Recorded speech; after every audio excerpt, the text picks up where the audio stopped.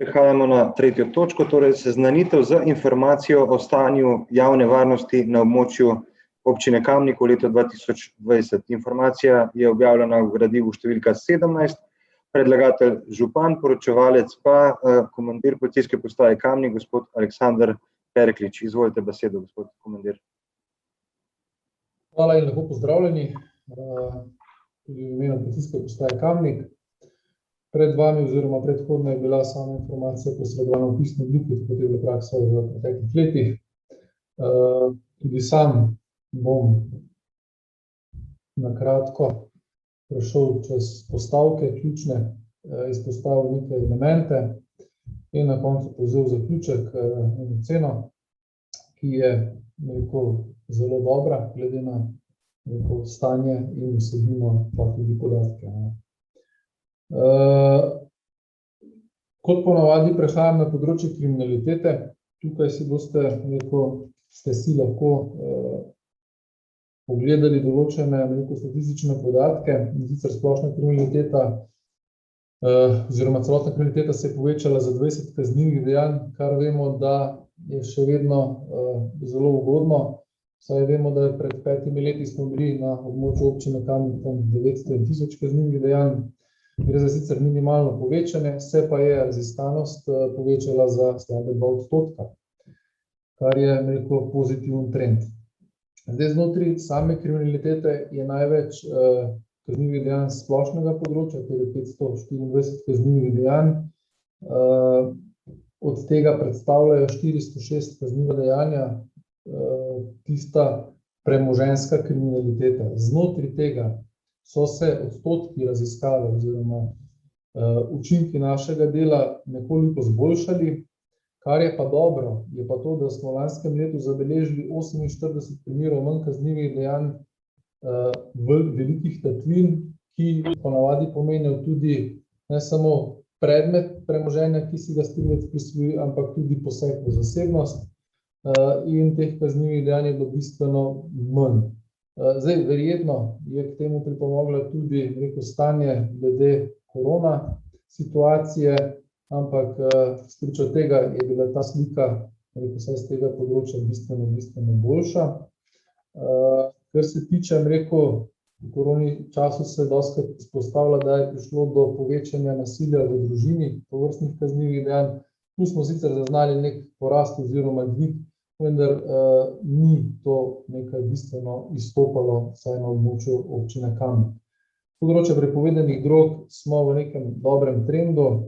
Obravnavali smo 14 kaznivih dejanj, torej pomeni 14 storilcev, ki so na nek način tovrstne prepovedane substance širili na območju občine Kamnik. Na področju prekrškovnih postopkov z tega področja v nadaljevanju še celo bolj uspešni. Ostala kazniva dejanja, če zaključim, pa predstavljajo gospodarsko kriminaliteto in del organiziranih skupin, ki pa so bila tudi uspešno realizirana s pomočjo sodelovanja z drugimi enotami. Če preidem na področje prekrškov in dogodkov, sami vidite, da ta številka tu v lanskem letu bistveno odstopa od povprečja preteklih let. Ker hitro se da ugotoviti, da je to posledica novega pooblastila in spremembe zakonodaje oziroma odlokov, ki so veljali zaradi spoštovanja oblik zajezitve širjenja nalezljivega virusa. 701 kršitev je znotraj te številke bila tista stvar, ki je rezultirala v tem, da se je nekje za 900 vsega skupaj dejanj v lanskem letu povečala problematika tega področja. Zdaj, če gremo samo strukturo znotraj tega gledati, ugotovimo, da so bile nekatere kršitve oziroma da smo nekje za 1/3 tovrstnih kršitev izdajali odločbe oziroma oglobili ljudi. Za 418 kršitev je bil podan predlog drugemu prekrškovnemu organu in so bili izvedeni ali opozorilni oziroma preventivni ukrepi. Zdaj, z tega prekrškovnega področja, to, kar sem že prej izpostavil, pa pomenil, da je zelo pomembno bilo, da smo bili kljub temu, ne, da je bila, rekel, neka omejitev zelo aktivna na področju prepovedanih drog. Primerjalno s preteklim letom 2019 smo imeli 40 zasegov več prepovedanih drog, kar spriča o tem, da so bile aktivnosti policistov usmerjene v tovrstno problematiko in da so na nek način tudi obrodile sadove v smislu preprečevanja in zatiranja tovrstnih negativnih pojavov. Zdaj, znotraj področja prekrškov predstavljajo tudi en segment kršitve zakona o javnem redu in miru.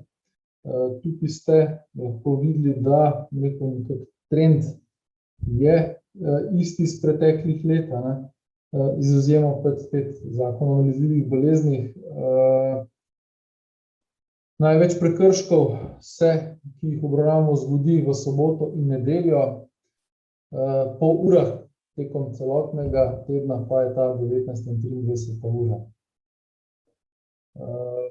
Zdaj, znotraj tega poglavja so tudi dogodki, ki jih obravnavamo policisti. Zdaj izpostaviti je mogoče segment poskusov samomorov in pa samomorov. Poskusi samomora so se bistveno znižali, samomori so ostali nekje na ravni iz preteklih let. Nudili smo tudi več asistenc drugim državnim organom in privedli več ljudi na sodišče, zato da so se zagotovili uspešno ostali postopki, ki so tekli.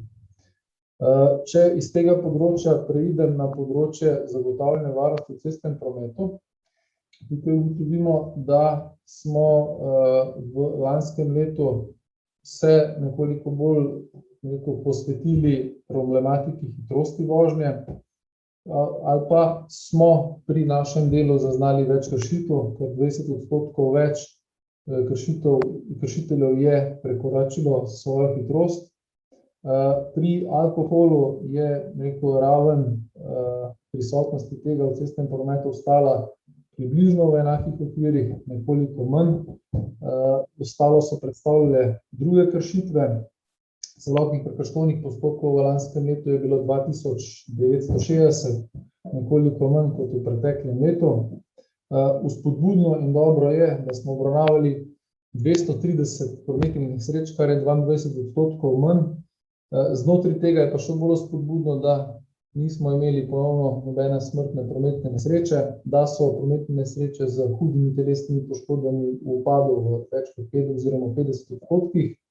In pa lahko telesno poškodovanje, kot je razvidno z naše informacije, je 30% manj. Seveda še vedno ugotavljamo, da najpogostejši vzrok za prometne nesreče je neprilagojena hitrost, nepravilna stran in smer vožnje ter neupoštevanje pravil prednosti. Za izboljšanje tovrstnega stanja smo v prvi vrsti skrbeli s preventivnimi aktivnostmi, ki so tudi vpisane v 5. poglavju, z našimi rednimi nadzori, sodelovanjem z različnimi službami, tako z zasebnimi kot z javnimi zavodi in dosegli neke dobre rezultate. Je pa tle tudi za izpostaviti dejstvo, da v času korona krize je bil promet in gibanje bistveno zmanjšan in so tudi te številke posledica tovrstnega okoliščine. Z področja državne meje in tujcev, tu je opaziti, da je za 110% več naših aktivnosti oziroma več naših kršitev bilo zaznanih, kjer so te kršitve najrazličnejše, od fiktivnih prijav tujcev do neizpolnjevanja določenih pogojev, identifikacij in tako naprej.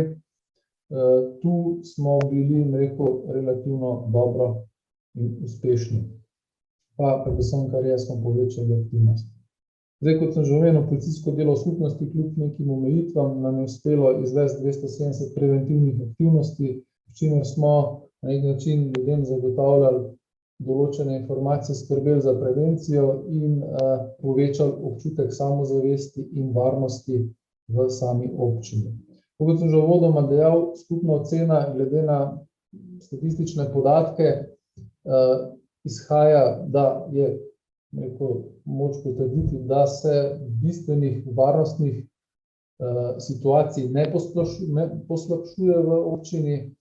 Tudi z vsebinske plati lahko potrdim, da še vedno relativno varno živimo oziroma živite v občini.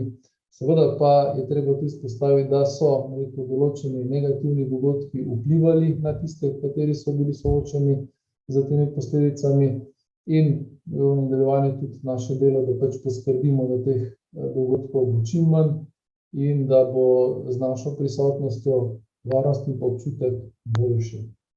Torej, to bi jaz imel pri uvodni predstavitvi tega poročila. Zdaj pa, če bodo kakšno vprašanje, sem na voljo za odgovore.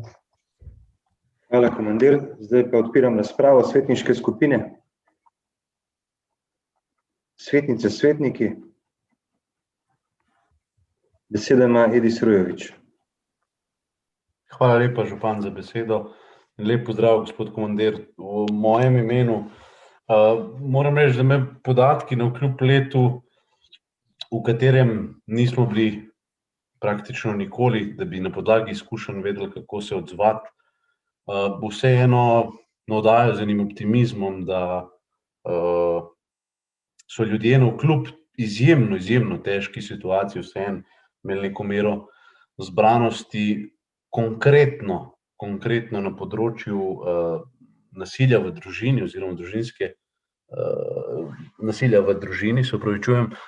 Tu sem pričakoval, da bodo podatki, me je bilo strah, da bodo podatki pač veliko hujši na pogled, pa temu hvala Bogu ni tako. Zdaj, moj apel, malo se ponavljam, ampak moram, namreč občani tudi name potem naslovijo in kadar je priložnost, seveda potem povprašam na področju cestno-prometne varnosti. Lansko leto sem izpostavil odsek konkretno med Samostanom in pa Mekinsko šolo. Bila je podana pobuda za umiritev hitrosti na tisti cesti. Namreč dejstvo je, da četudi je tam omejitev 50 km/h, redko kdaj in redko kateri voznik se tiste omejitve tam drži. Zdaj, iz večjih razlogov. Tam so nenazadnje hiše kar strnjene, od otrok do starejših, na drugi strani je tudi tisti travnik, če rečem po domače, atraktiven za igro večine otrok, pa nenazadnje tudi rekreativno dejavnost starejših. Prehod za pešce je praktično konkretno pri piceriji Murka in pa kasneje pri šoli, vmes se pa seveda pač prehaja čez. Zdaj, ta umiritev hitrosti z grbino ali pa z tako imenovano tablo vi vozite, bi precej olajšala zadevo in rešila, nenazadnje tudi preprečevala morebitno nezgodo. Če se ne motim, 2 leti ali 3 leta nazaj je malce više gor bila precej huda prometna nesreča.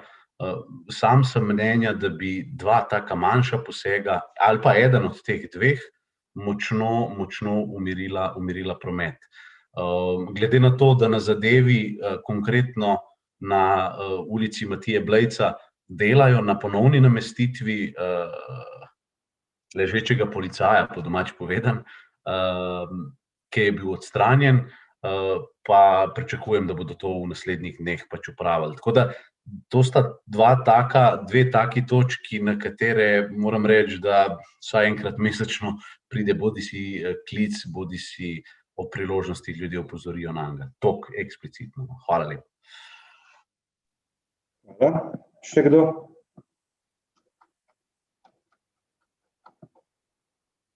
Ne?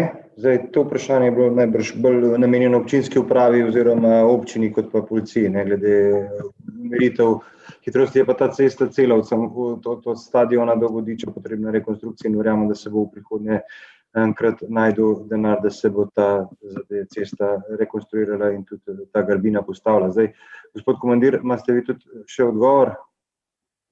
Ne, se ste v bistvu že pojasnil. Moram pa povedati, da poznamo to zadevo, tudi strani občanov smo bili informirani in smo izvajali aktivnosti tiste, ki jih lahko, v okviru Komisije za tehnično urejanje prometa, pa mislim, da se ta zadeva da tudi rešiti, tako da se pač tam tudi z posegom v samo infrastrukturo zagotovi mogoče boljša varnost. Hvala. Zaključujem razpravo. Glasovali bomo o predlaganem sklepu. Občinski svet občine Kamnik se seznani z informacijo o stanju javne varnosti na območju občine Kamnik v letu 2020. Glasujemo. Magister Urban Bergant?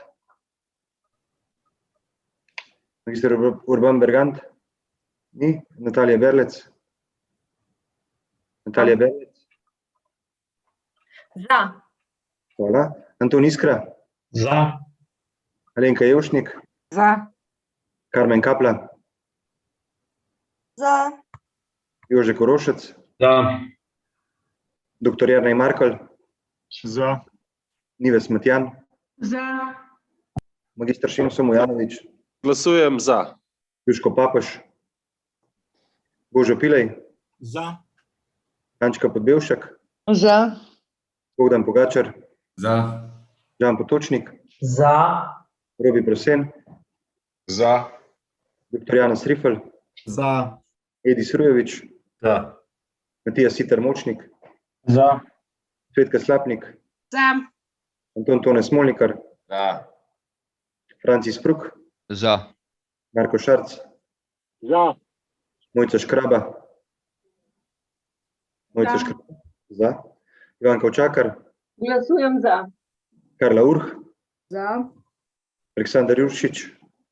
Glasujem za. Žaklina Zdravković? Za. Rega Zurman? Za. Igor Žavbi? Za. Za je glasovalo 27 svetnic in svetnikov, proti nihče. Ugotavljam, da je sklep sprejet in točka zaključena in se vam, gospod komandir, iskreno zahvalim za vse, kar dobrega delate za občanke in občane v tej naši občini in da skrbite za varnost in da se iz leta v leto stanje izboljšuje. Hvala.